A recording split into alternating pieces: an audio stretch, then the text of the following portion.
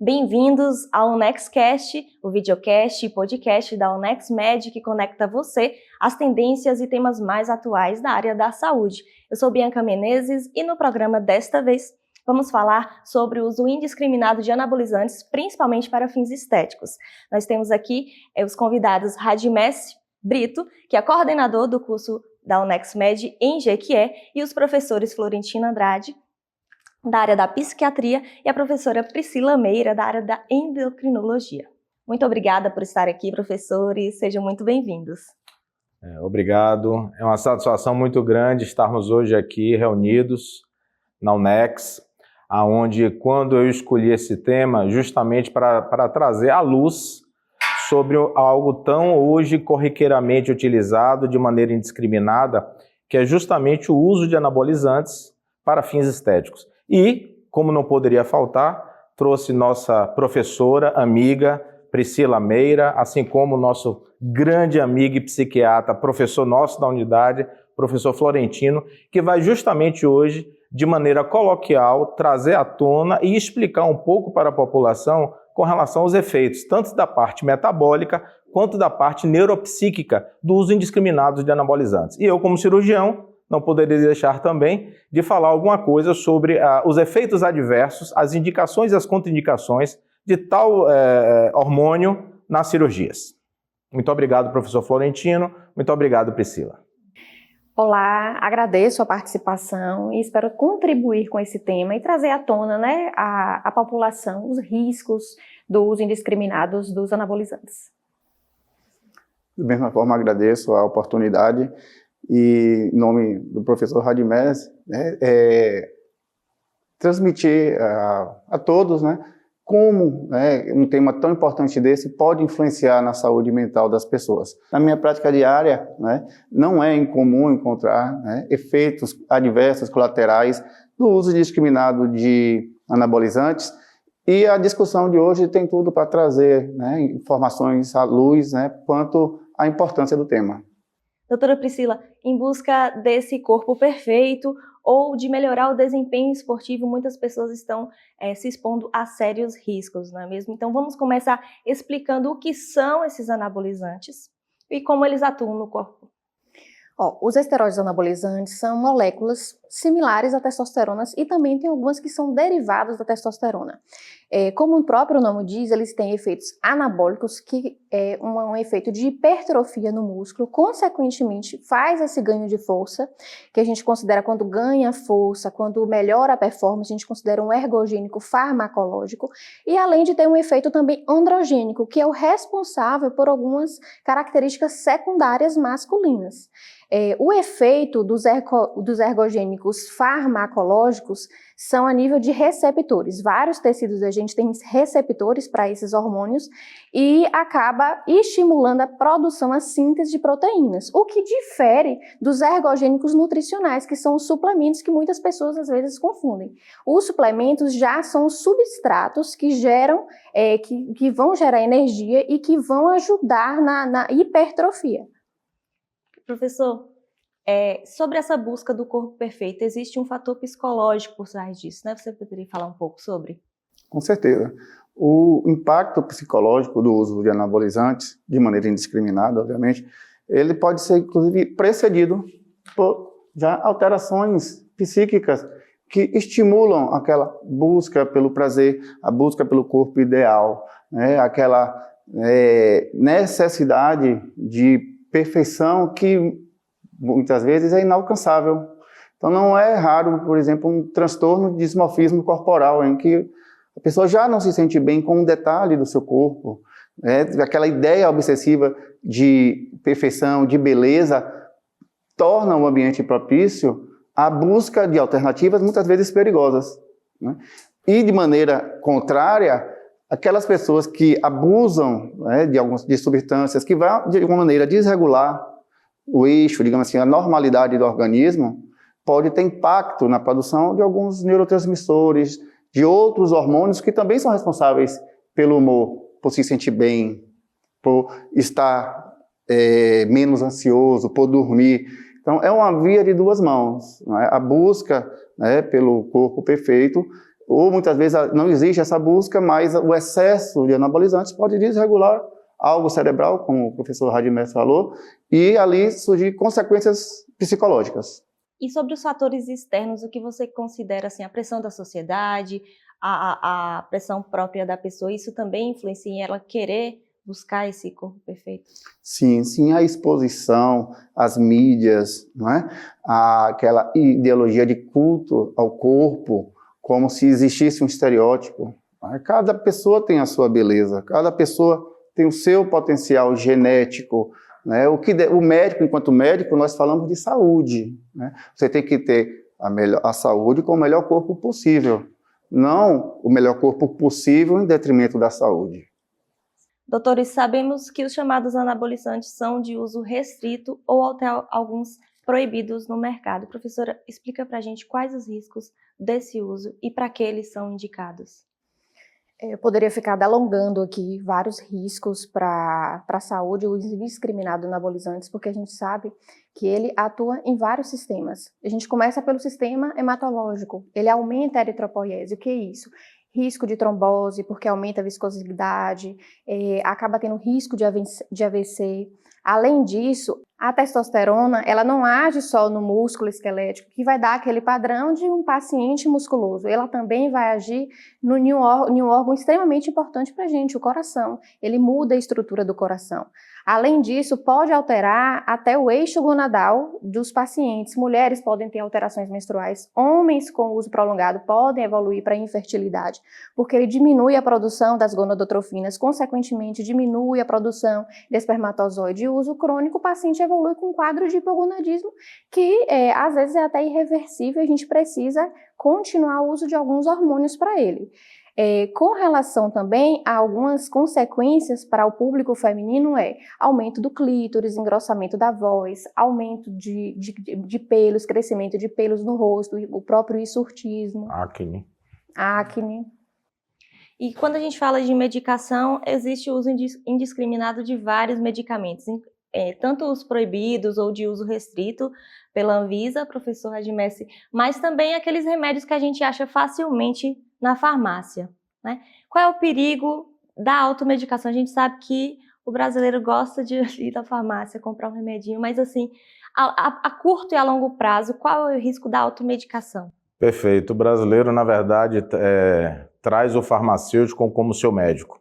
Ele tem algum problema de saúde, ele vai na farmácia, consulta o farmacêutico e não o profissional médico, e aí ali pede a medicação. Se ele melhora, muitas vezes ele continua usando aquilo de maneira indiscriminada.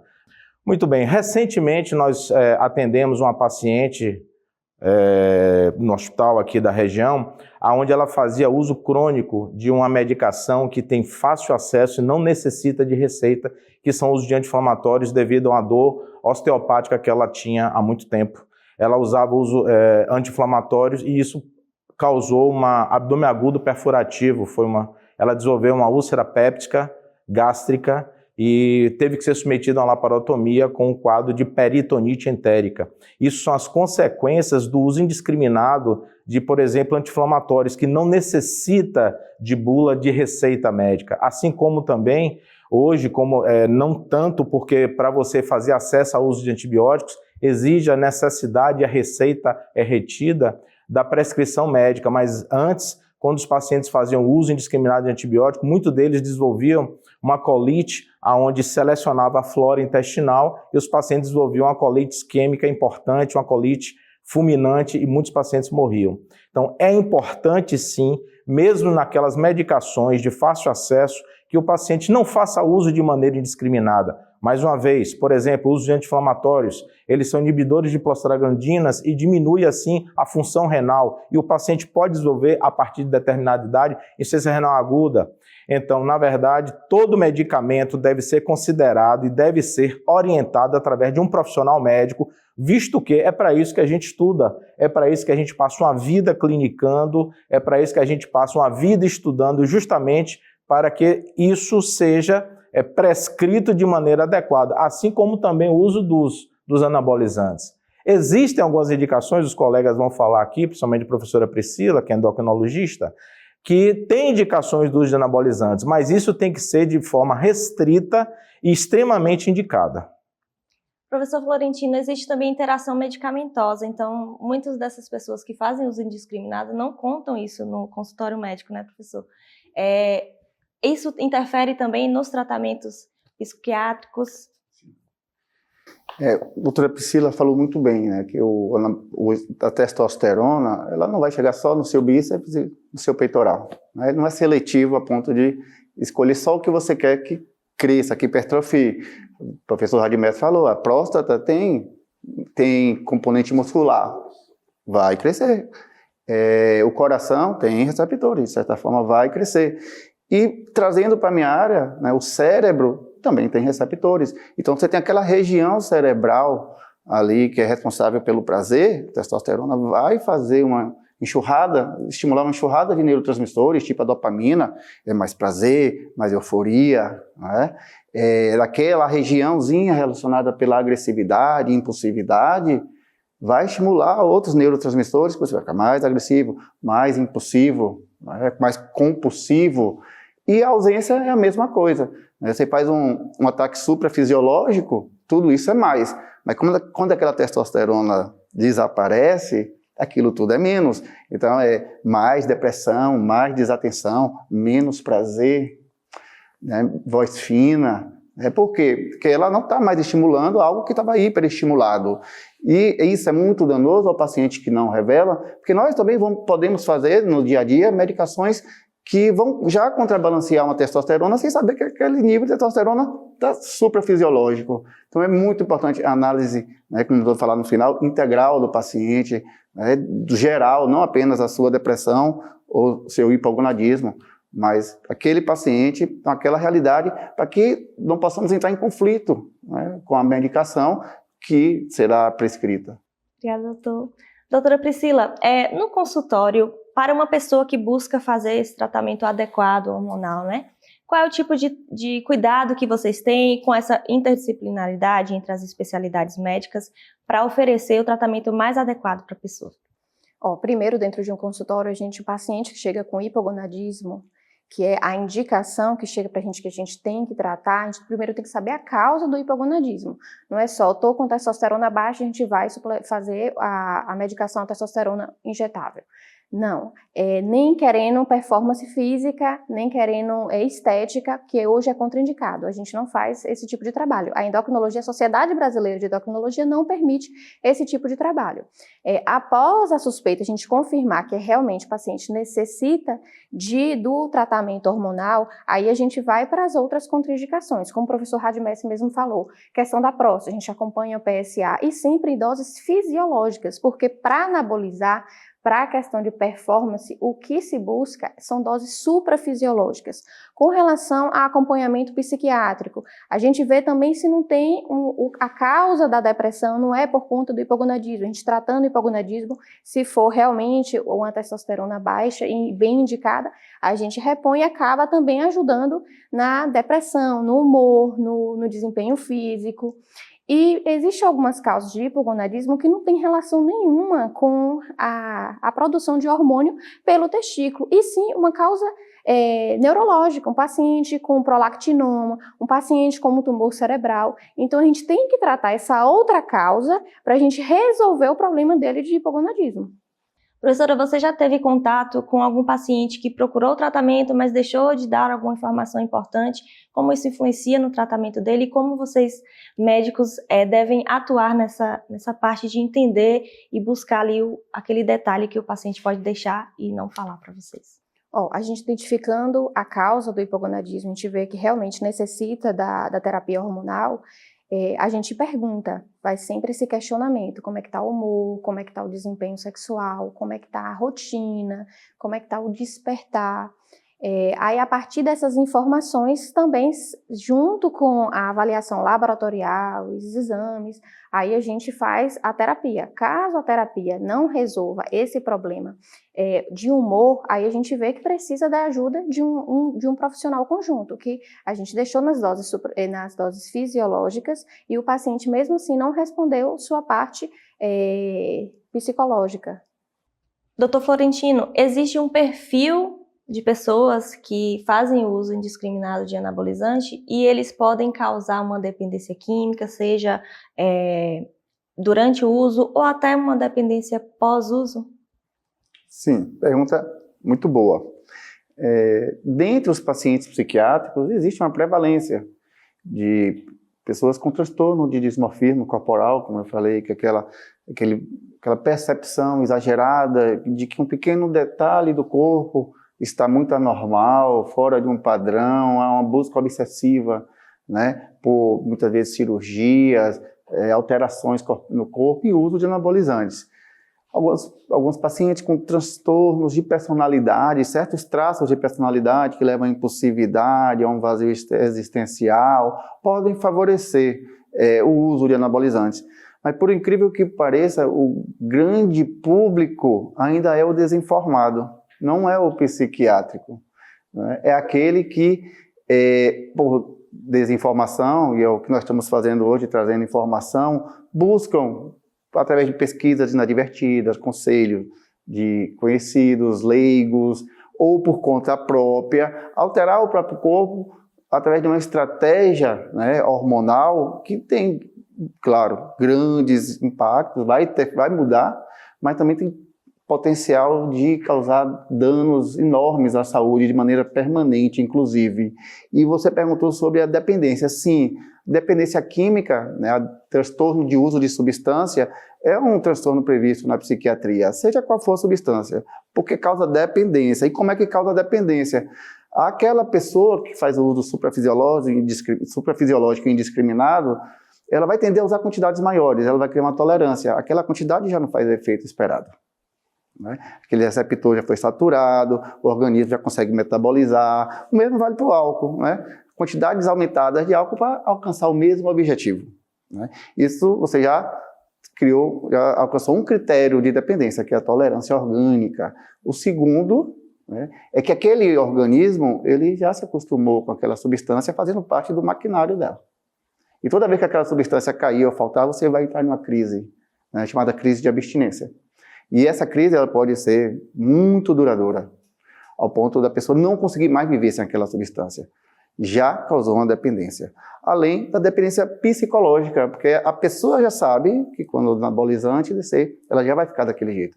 Então ela já se antecipa, ela já sofre antes as consequências da falta do produto, da falta da substância, né? Então, na grande maioria ainda, infelizmente, né, dos dependentes, seja físicos, químicos ou psicológicos, ainda são as pessoas desinformadas.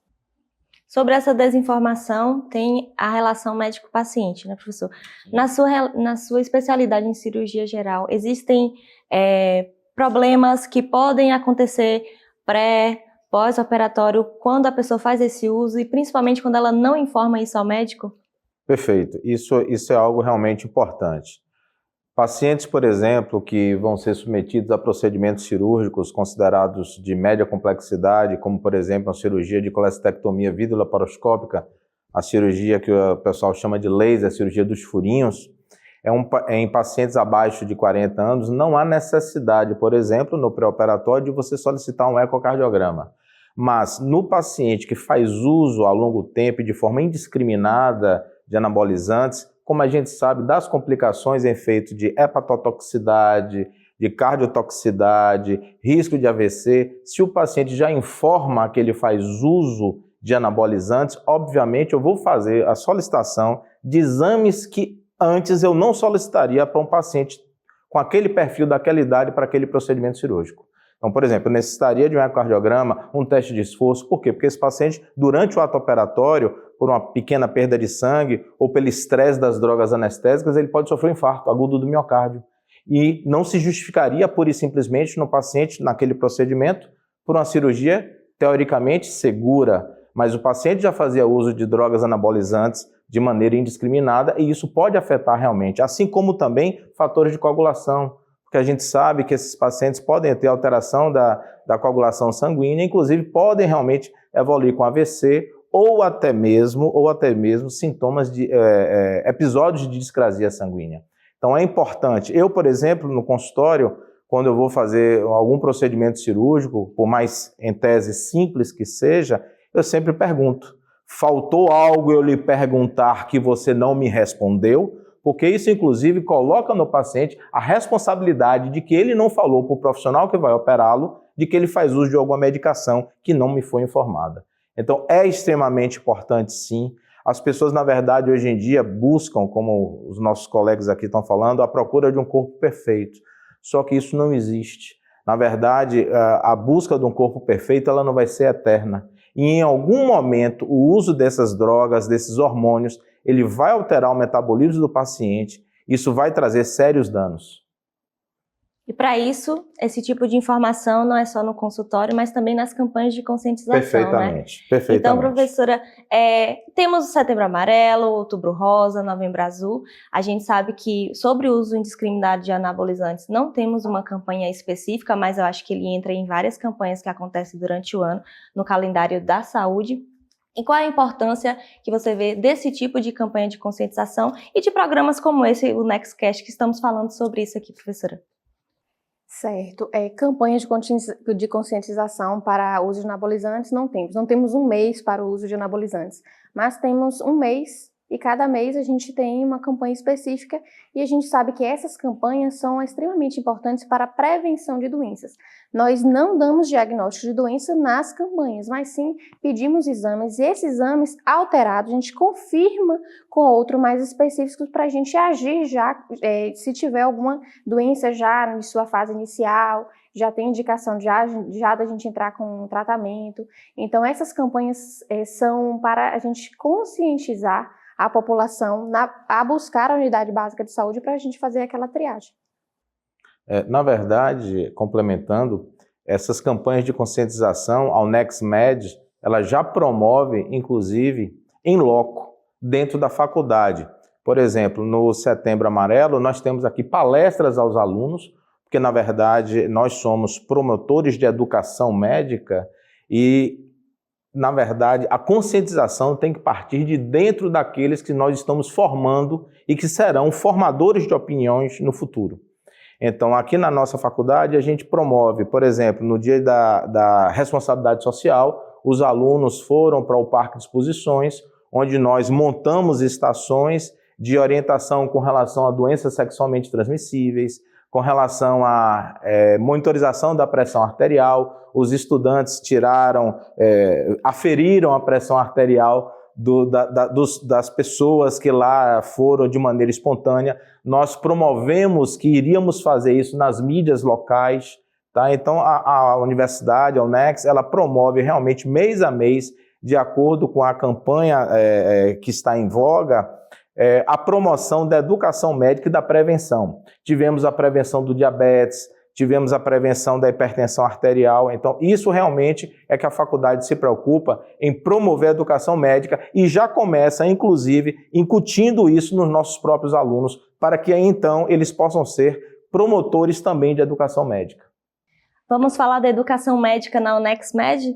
Dr. Radimessi, uma das missões da UNexMed é formar profissionais técnicos, mas também humanos. Como isso é feito dentro da sala de aula, nos campos de prática, nos laboratórios? Conta um pouco para a gente. Perfeito. Desde o primeiro ano, do primeiro semestre, os alunos eles já realizam visitas domiciliares, fazendo com que eles interajam com a população e conheçam realmente o ambiente no qual eles vivem. E realmente também um ambiente onde eles vão atuar e conhecer as pessoas que no futuro próximo eles vão atender. Na UNEX nós temos aqui laboratórios de simulação realística, onde o aluno aprende, antes de adentrar o hospital, como examinar um paciente, como identificar uma ausculta pulmonar, uma ausculta cardíaca através de manequins, que são de alta tecnologia, que por sinal são custos bastante caros, entendeu? Aqui nós temos também o laboratório de realidade virtual, onde os alunos, através de um programa, eles conseguem identificar a parte anatômica. Então, assim, nós temos também, através do PBL, as metodologias ativas, onde aqui os nossos colegas aqui, eles trabalham, eles ensinam tutorial, e nós temos, na verdade, uma metodologia que é a sala de aula invertida. O aluno estuda antes e chega na sala de aula, ele vai discutir o caso, e os professores, os tutores, são facilitadores desse aprendizado. Então, o NEX, nós temos também o OICE, que é o Exame Clínico Objetivo Estruturado, onde os alunos, através de estações, eles são treinados, eles põem em prática, através de uma simulação de atendimento a um paciente, tudo aquilo que eles viram em sala de aula. Então, isso realmente é um grande diferencial aqui da faculdade. Eu tenho 30 anos de formado, na verdade, o primeiro ano, então já se vão 36 anos, e às vezes eu me pergunto, será que se eu tivesse, há 36 anos atrás, me formado na faculdade, com essa estrutura, com essa capacitação, talvez eu não fosse um médico melhor? Talvez eu me pergunto, provavelmente sim, porque o que a estrutura que essa unidade oferece é realmente para formar bons profissionais, profissionais empenhados e profissionais que realmente serão promotores de saúde e educação médica. Falando sobre essa estrutura, tanto acadêmica quanto física mesmo, de toda a tecnologia que a UNEX oferece, vamos falar um pouco com os professores sobre como eles veem esses investimentos em sala de aula, na preparação dos alunos. Professora Priscila, fala um pouco como é a metodologia ativa e como vocês veem esse resultado das aulas em cada aluno que você acompanha ali no dia a dia. No processo de metodologia ativa, que nós somos professores aqui do tutorial, os alunos eles são protagonistas do processo de aprendizagem. Nós somos apenas incentivadores, como o professor Radimés disse, nós somos facilitadores do processo de conhecimento. Nós damos um problema ao paciente, um conhecimento baseado em problemas, vivemos na realidade de toda semana a gente dá problemas a esses alunos, e esses alunos, eles que buscam a resposta desses problemas, então eles retornam para a gente, e como o professor Rádio falou, é um processo de sala invertida. Eles que vão falar para a gente, vão nos mostrar o que eles estudaram, falar sobre os assuntos que são abordados. Eles que são os autores principais desse processo. Professor Florentino, a gente vê o resultado, então, dessa metodologia ativa também no campo de prática, quando os alunos vão lá no curso de saúde, agora no primeiro e segundo semestre, né, ter contato realmente com o público que está lá. Isso faz a diferença quando eles vão para lá e do que eles têm na sala de aula? Total. Como Priscila falou, né, os alunos, eles são os promotores de conhecimento e nós, facilitadores. Então, quando estudamos um caso clínico, nós não estudamos a depressão, né? Nós estudamos todos os fatores humanísticos, biopsicossocial, históricos, né? Tudo aquilo que está envolvido naquele adoecimento. Então, o adoecimento em si não é o foco. O médico não é mero prescritor, né? Nós somos promotores de saúde. E pesquisando, trazendo conhecimento amplo, integral, que é a proposta da metodologia ativa, é o conhecimento integral e humanístico, né? No momento da prática, fica muito mais fácil compreender que a depressão de A e a depressão de B têm os mesmos sintomas, mas não é a mesma depressão. A tem suas experiências, seus fatores de risco, toma tais remédios, vive em tal comunidade. B, já existe uma outra estrutura social envolvida, financeira, outro histórico, propensão para outros adoecimentos. Então, tratamos o mesmo problema, mas pessoas diferentes. E enxergar a pessoa é a grande proposta, né? O médico, ele tem que conhecer o seu paciente. E aquela empatia, aquela busca do conhecimento, aquela individualização, parte do tutorial. E vocês veem esse resultado de alunos, estudantes de medicina, né, futuros médicos mais humanos, mais empáticos ali da sala de aula? Sim, já começa ali a aflorar, né, algumas tendências. Eu e Priscila somos oriundos de instituições com método PBL, com metodologia ativa, né, e no dia a dia faz total diferença. Porque, na verdade, você não vai receber, o paciente tal está chegando com hipertensão. Ele pode chegar com qualquer problema, ele é o paciente, nós temos que investigá-lo. Muitas vezes a hipertensão é até o menor problema. E qualquer assunto que surja, nosso aluno vai estar capacitado a discutir, a elaborar, né, uma hipótese diagnóstica melhor, a ampliar aquilo que está escrito no prontuário, que não necessariamente é a pessoa. Estamos chegando ao final de mais um programa e eu gostaria de agradecer a participação de vocês, doutor Florentino, doutora Priscila, doutor Radimessi, muito obrigada pela presença. E para finalizar, eu gostaria de que vocês deixassem uma mensagem para quem nos acompanha. Eu queria agradecer a presença dos nossos ilustríssimos professores, amigos, muito obrigado. Realmente é um momento dessa ação que eu fico lisonjeado pela presença de vocês, pela organização da UNEX, a você, Bianca, muito obrigado aqui. Onde hoje nós trouxemos à luz um tema muito importante, que é o uso indiscriminado de anabolizantes, onde muitas vezes é um tema que hoje as pessoas que a busca de um corpo perfeito de maneira rápida, eles fazem, estimulado muitas vezes por terceiros, aonde não sabem e não identificam o uso disso a longo prazo que pode acontecer. Falamos aqui sobre a parte hormonal, sobre a parte psíquica, muito importante. Foi um momento muito engrandecedor e enriquecedor, que é justamente o que a UNEX Med promove, educação, e que isso atinja as pessoas, na verdade, e que isso traga realmente à luz a importância da prescrição bem indicada, bem acompanhada do uso de anabolizantes. Eu agradeço muito a presença de vocês, muito obrigado, Bianca também. Muito obrigado, para mim foi uma grande honra e um prazer estar aqui hoje. Gostaria de agradecer também a fazer parte desse momento, fazer parte dessa equipe e a gente está aqui para conscientizar a população que não existe dose segura de uso de anabolizante. Vamos procurar um profissional médico, vamos realmente saber se é necessário fazer uso daquele anabolizante, porque os riscos são inúmeros. A gente viu que são moléculas que agem em inúmeros sistemas do corpo e as consequências às vezes são irreversíveis. Agradecer também, para mim foi um prazer compartilhar tanta informação. Veja que a partir do uso de anabolizantes nós já criamos aqui educação. E a UNEX nesse ponto está de parabéns pela estrutura e por promover a educação. E para o público que nos assiste, reforçar de que o uso de anabolizantes discriminados é apenas uma deixa para discutir a saúde. Especificamente o anabolizante, ele pode ter efeitos deletérios, prejuízos a curto prazo e a longo prazo, inclusive na saúde mental. Qual a lição que tiramos disso tudo? Procure seu médico, não tome decisões sem conhecimento, pesquise, não aceite informação de pessoas que são leigas. O que deu certo para um, provavelmente não vai dar certo para o outro. Confie no seu médico, procure orientação e tenha muito cuidado, especialmente no uso de substâncias esteroides. Muito obrigada, pessoal. Para você que nos acompanha, continue seguindo nos nossos canais, no YouTube e nas redes sociais. Muito obrigada e até o próximo episódio. UNEX Med, essa é a hora, aqui é o lugar.